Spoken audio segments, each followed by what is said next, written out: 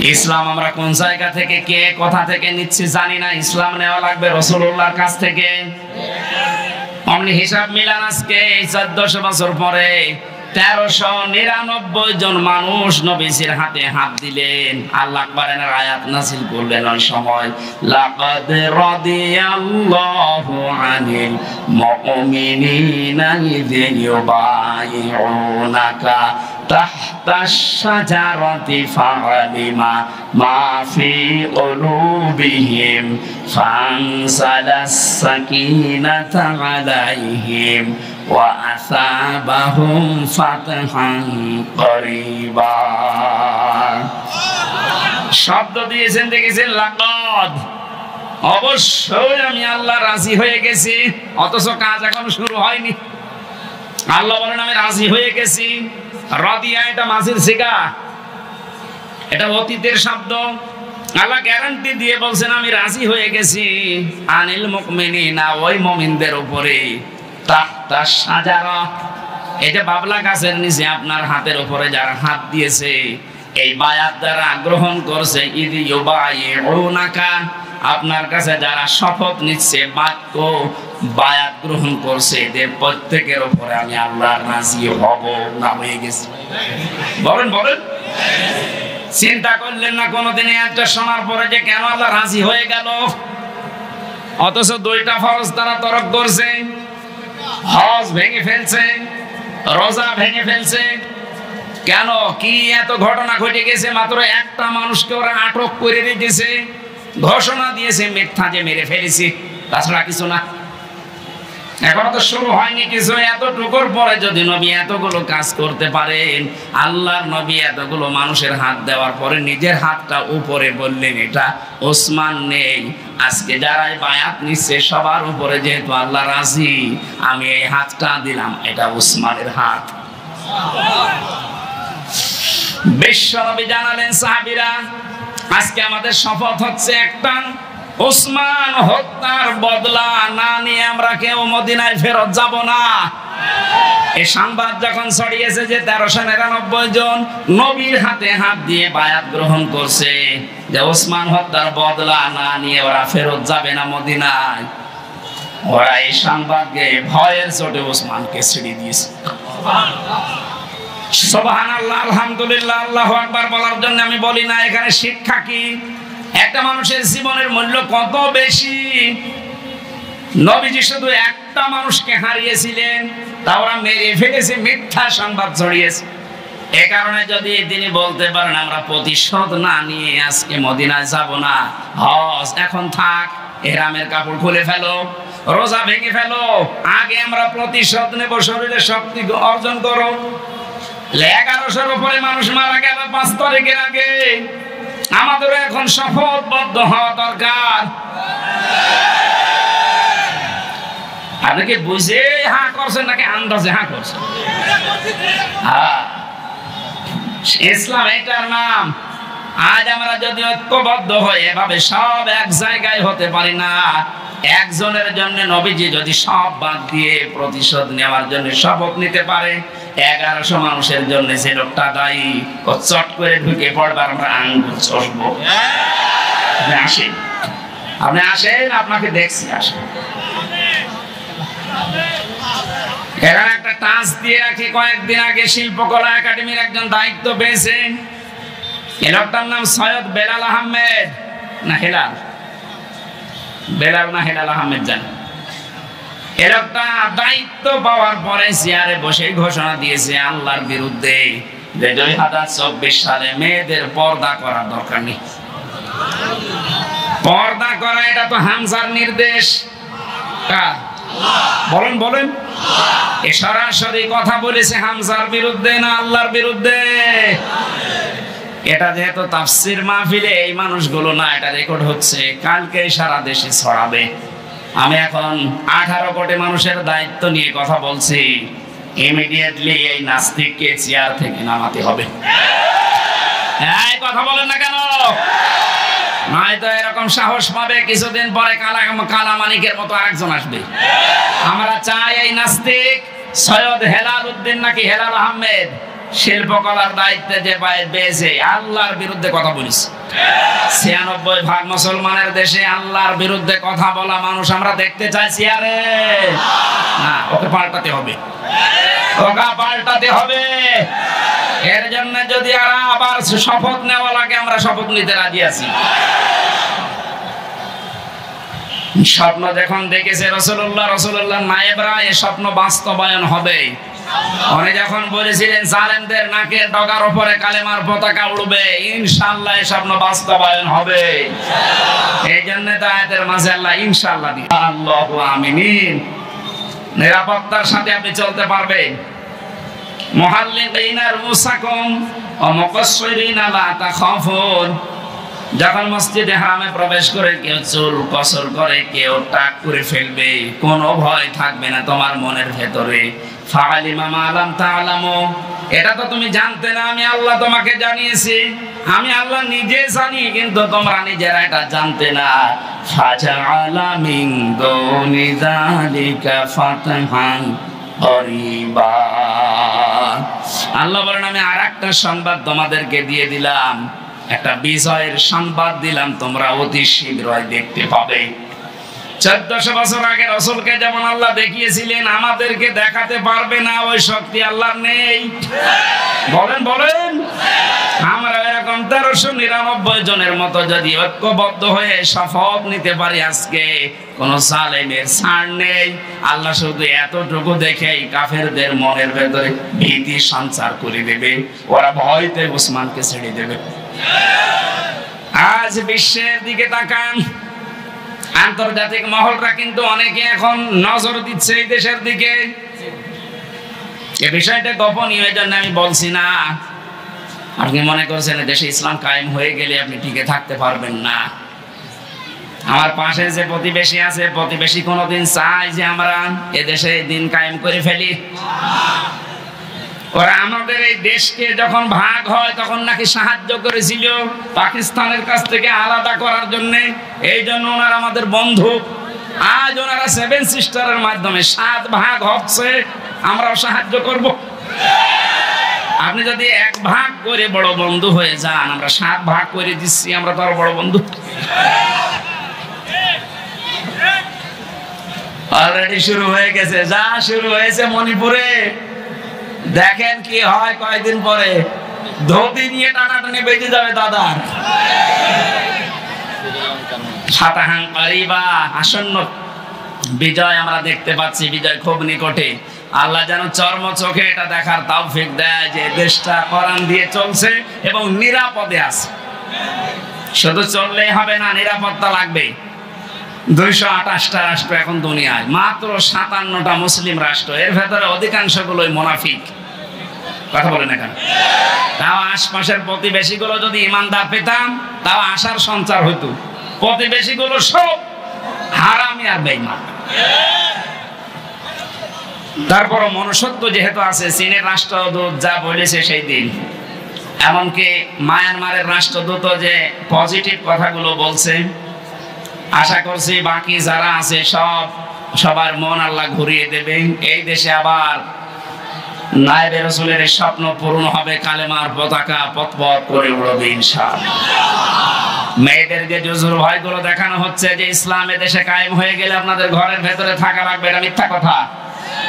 জামাতে ইসলামের কেন্দ্রীয় আমির উনি ঘোষণা দিয়েছে, জুজুর ভয় বাদ দেন, ইসলাম যদি দেশে কায়েম হয় সবচেয়ে বড় নিরাপত্তার সাথে থাকবে মেয়েরা।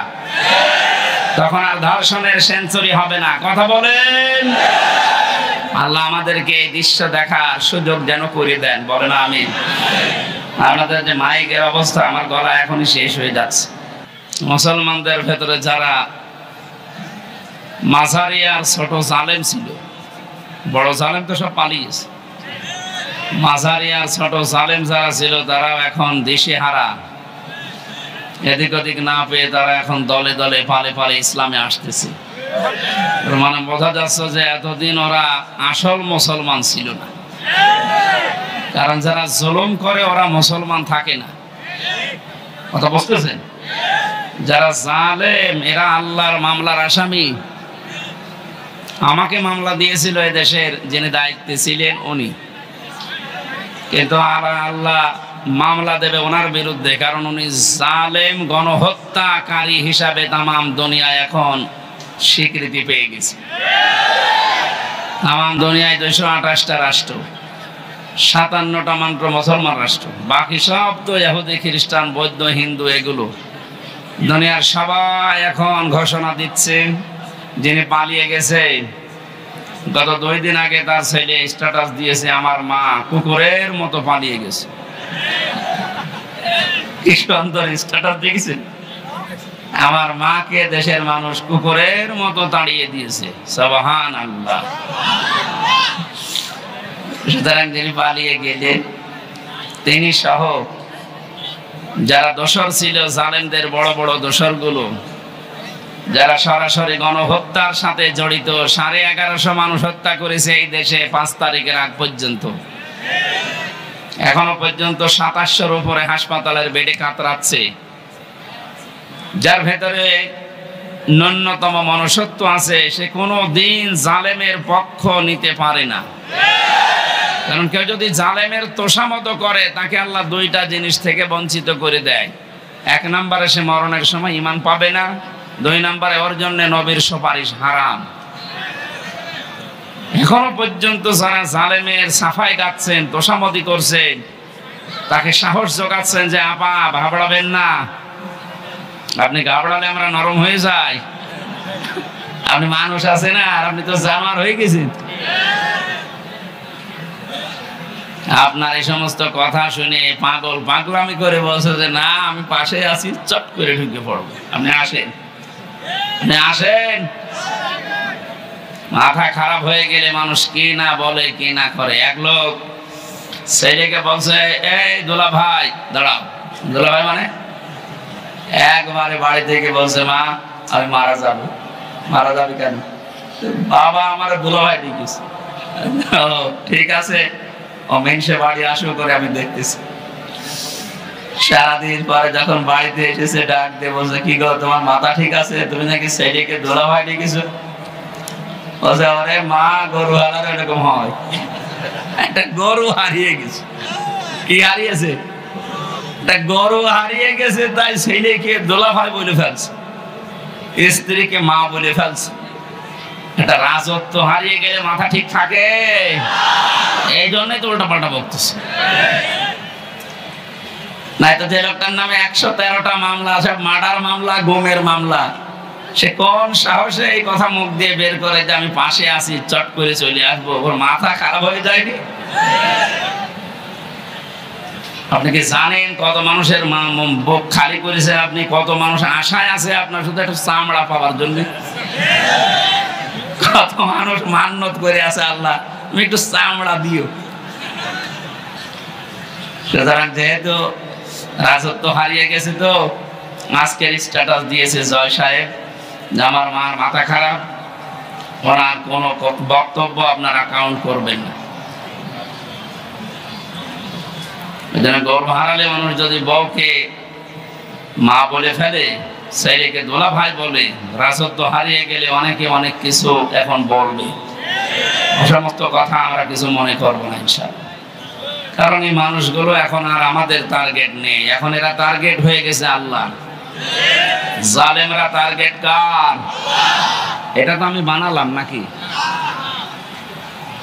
সূরা শূরা 25 নাম্বার পারার 6 নাম্বার পৃষ্ঠা 13 নাম্বার লাইনের 42 নাম্বার আয়াতের প্রথম অংশে আছে, ইন্নামাস সাবিলু আলাল্লাযীনা ইয়াযলিমুনান নাস।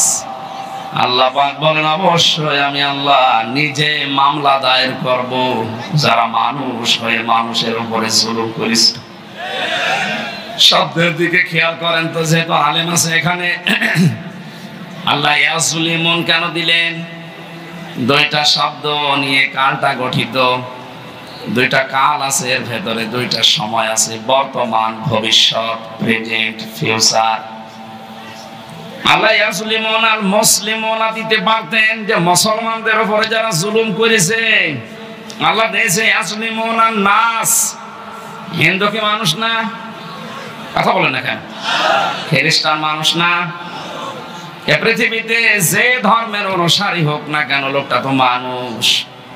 মানুষ হয়ে যদি কেউ মানুষের উপরে জুলুম করে, ভবিষ্যতেও যারা করবে এরা আল্লাহর মামলার আসামি। এতদিন যারা করেছেন এই 15.5 বছর, আপনি আর কিছু না বিশ্বাস করেন, সূরা সূরার এই 42 নম্বর আয়াতের প্রথম অংশ 100% বিশ্বাস করতে পারেন, আপনি কিন্তু আল্লাহর কেসের আসামি। এটা একটা গরিব মানুষ, মাওলানা হারুন, দিনাজপুরে বাড়ি, যদি আমার বিরুদ্ধে মামলা দিত, আমি ওই সময় যে জায়গায় ছিলাম আকিস গ্রুপে, বাংলাদেশের ওরা 3-4 জনের ভেতরে একজন, কত টাকা লাগবে ওরে টাকা দিয়ে 2-3 দিনের ভেতরে আমি বের হয়ে চলে আসতাম। কি কথা বলে না কেন? পারতাম না? ওরা আমাকে গাড়ি চড়তে দিয়েছিল 1.25 কোটি টাকা, তো সেখানে ওরা কয় কোটি টাকা দিলে তো আমি চলে আসতে পারতাম।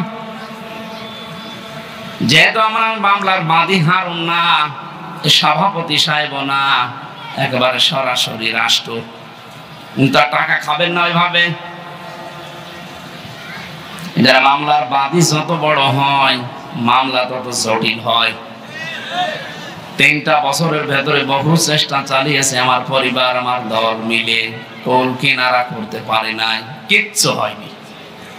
3 বছরে মামলা যেখানে ছিল ওই জায়গায় পড়ে আছে, অথচ কয়েকদিন আগে আমার মামলা সবগুলো ঢিসমিস হয়ে গেছে।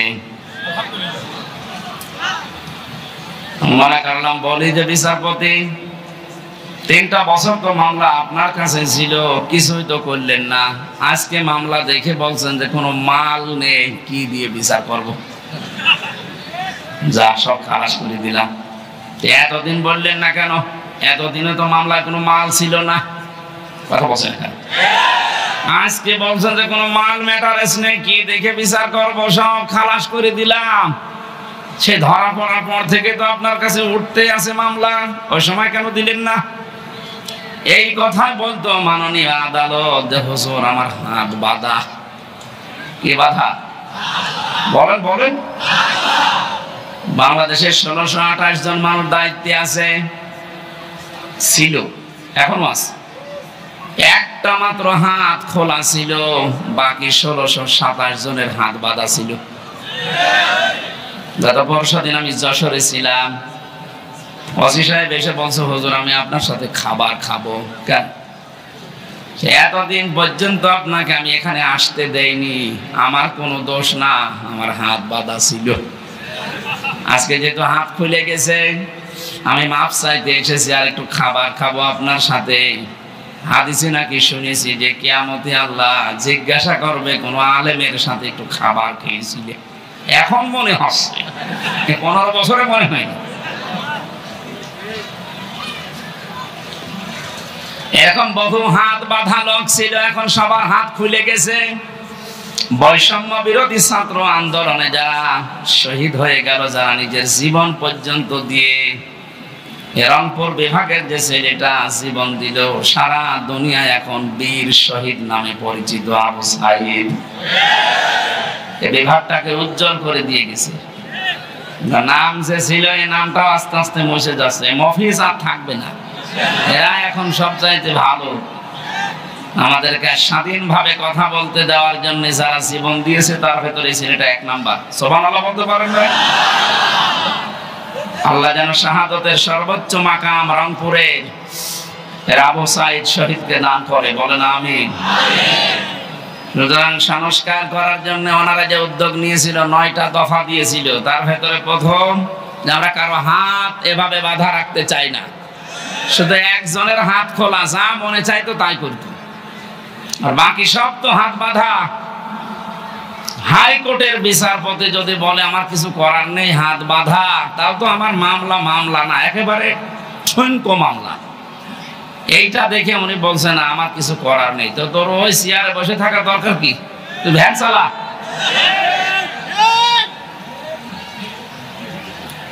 আল্লাহ বিশাল জগদ্দল পাথর আমাদের বুকের উপর থেকে নামিয়ে একটা স্বস্তি, শান্তি, একটা নিরাপত্তা আমাদেরকে দিচ্ছেন। আমি ওই ধাঁচে একটা তেলাওয়াতকৃত আয়াত সামনে আপনাদের দিয়েছি, তাফসীরুল কোরআন মাহফিল লিখে দিয়েছেন, আমরা তাফসীর আকারে কথা বলার চেষ্টা চালাবো ইনশাআল্লাহ।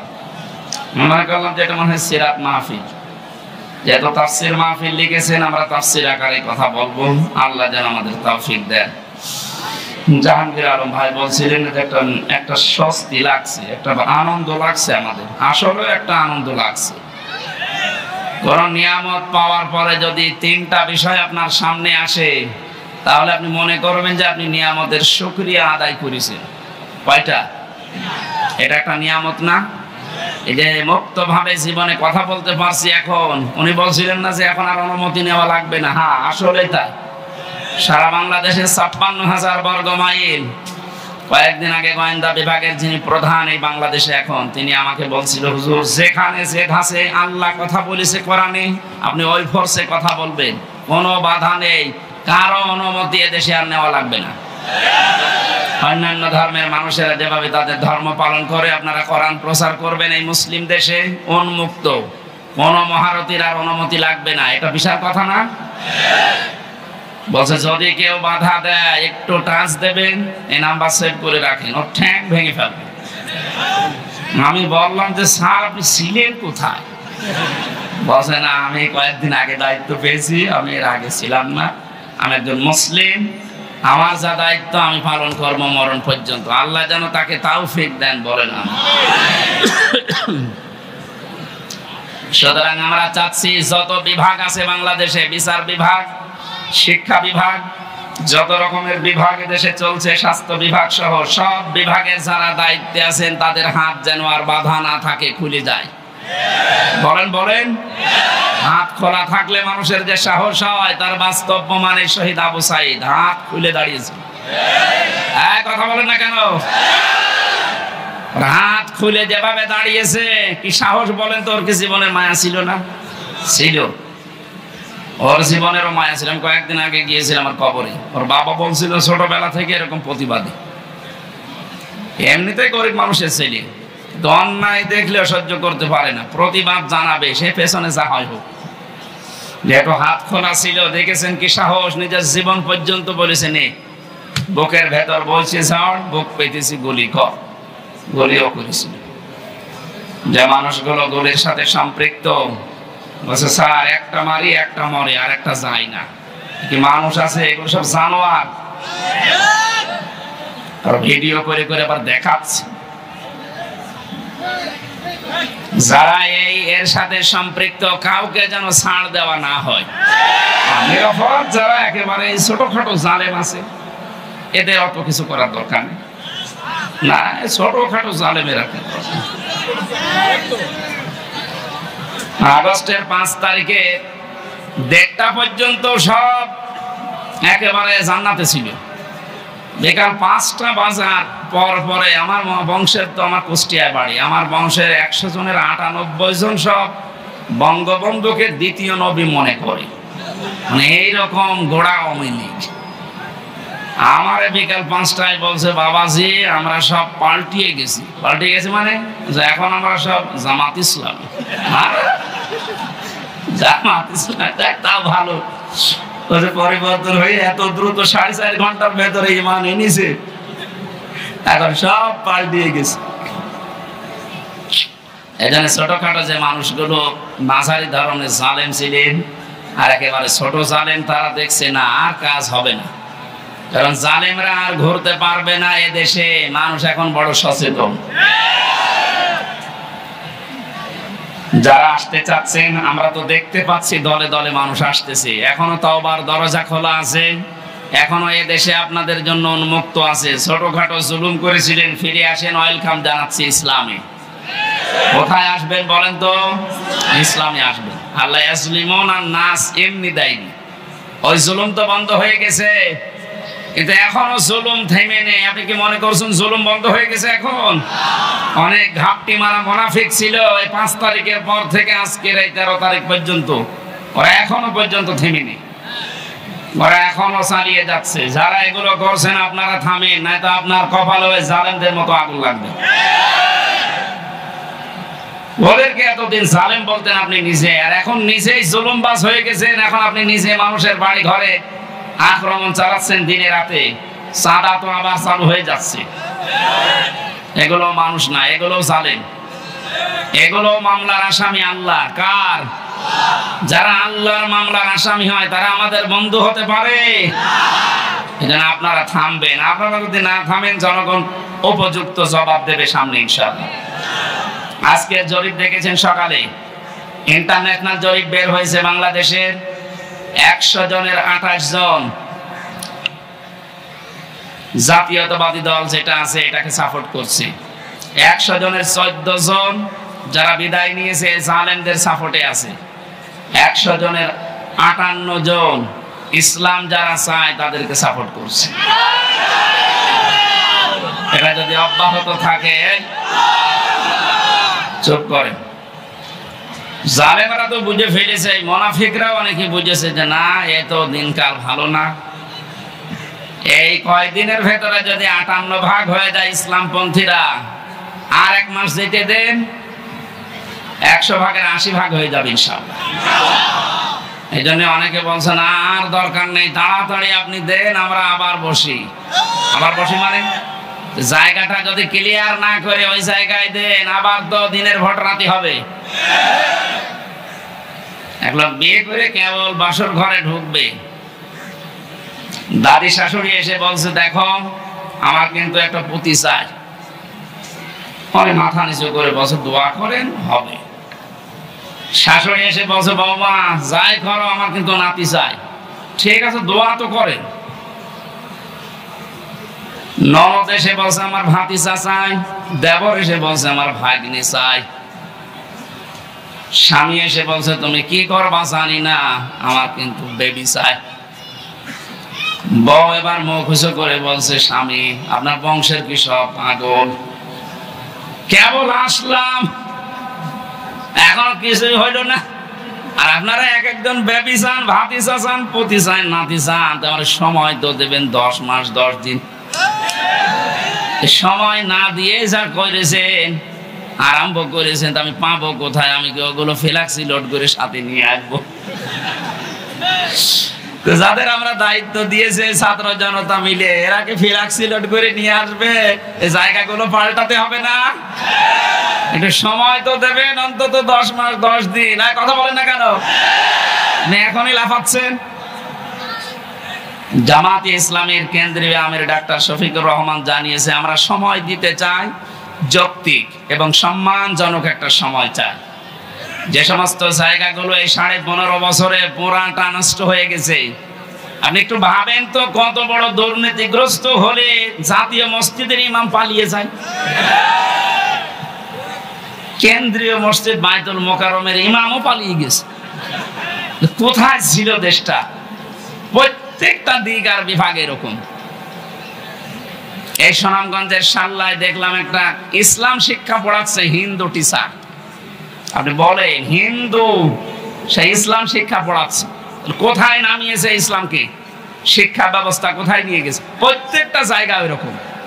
বিচার বিভাগ কোথায় গিয়েছিল আপনি টের পাননি? কালামানিকের দিকে তাকিয়ে বিসি হয়ে গেছে। মানুষের কি রাগ বলেন তো, যে জায়গা আর দেখতে পাইনি এমন জায়গায় লাগিয়েছে যে সাতা বিসি শেষ। কে যেন ডাবিং করে বলছে তাই বলে আমার বিসিতে মারবে? লজ্জা আছে ওর? এই শয়তান জায়গায় থাকতে যে জুলুম অত্যাচার করেছে, আল্লাহকে ভুলে গেছে নাকি? ওয়ালা তাহসাবান্নাল্লাযীনা যালামু, হে নবী আপনি কি মনে করেন তাহসাবান্নাল্লাহা গাফিলান আম্মা ইয়ামালুয যালিমুন? নবী আপনি কি মনে করেন যে আমি জালেমদের সম্পর্কে একেবারে বেখবর হয়ে বসে আছি, আমার কোনো খোঁজ খবর নেই? সবচেয়ে বেশি খবর রাখে আমি জালেমদের। আল্লাহ যে জালেমদের খবর রাখেন এটার বাস্তব প্রমাণ দেখেননি? আর কি দেখবেন বলেন তো? আমার জীবনে সব পূরণ হয়ে গেছে। ও কালামানিক যেদিন খেজুর পাতায় না কলা পাতায় ছিল, ওই দিন আমার মন ভরে গেছে। যা, আর কিছু লাগবে না। আল্লাহ যদি দুনিয়ার কিছু নাও দেখায়, আমার আর কিছু দেখার দরকারও নেই। এই জন্য বলছি সংস্কার যখন আরম্ভ হয়েছে বাংলাদেশের 1628টা চেয়ারের একটা চেয়ারেও যেন আর কোনো আগের লোক না থাকে। ইমিডিয়েটলি তাড়াতাড়ি এই জায়গাগুলো পরিষ্কার করে নতুন মানুষ ওখানে বসা। এরা না মাঝে মাঝে নতুন নতুন ইস্যু তৈরি করে আবার এই দেশটাতে পৃথিবীকে দেখাবে যে এখনো আমরা শান্ত হতে পারিনি। আমরা তো শান্ত হয়ে আছি, এই কথা বলেন না কেন? এদেশে এখন যে যার ধর্ম ঠিক মতো নিরাপত্তার সাথে পালন করছে, কোনো অসুবিধা নেই। হ্যাঁ, কিছু মানুষ যেহেতু চাচ্ছে এদেরকে যেন উপরে উঠতে না দেয়, ওরা চালিয়েছিল হিন্দুদেরকে দিয়ে, পারে নাই। আলে যখন পানি নেয়নি, দেখছে আলেমরা মন্দির পাহারা দেয়, তখন আর কি করবে? ওটা বাদ দিয়ে এবার চালিয়েছে প্রধান বিচারপতিকে দিয়ে, দেখি কিছু করা যায় কিনা। ছাত্র জনতা দেখলো না, তখন আর হালে পানি নেয়নি, আবার লাগিয়েছে আনসার। আনসার মানে সাহায্যকারী। কিসের সাহায্যকারীরা? শয়তানের সাহায্যকারী। এটা দিয়েও পারে নাই, ডাক্তারদের লাগিয়েছে, ওইটাও হালে পানি নেয়নি। আবার লাগিয়েছে গার্মেন্টস কর্মীদেরকে, ওইটাও যখন আর পানি নিচ্ছে না, ওদের যা চরিত্র, আমার মনে হয় এখন গলন্দ ঘাটের বেশ্যাদেরকে লাগাবে সামনে। যত কিছুই লাগেন না কেন, এ দেশের মানুষ কিন্তু এখন আর ঘুমিয়ে নেই। 58 যখন আজকের রিপোর্ট, আর কয়দিন যেতে দেন, 70 হয়ে গেলে দেশটা ইসলামের হাতে আসবে ইনশাআল্লাহ।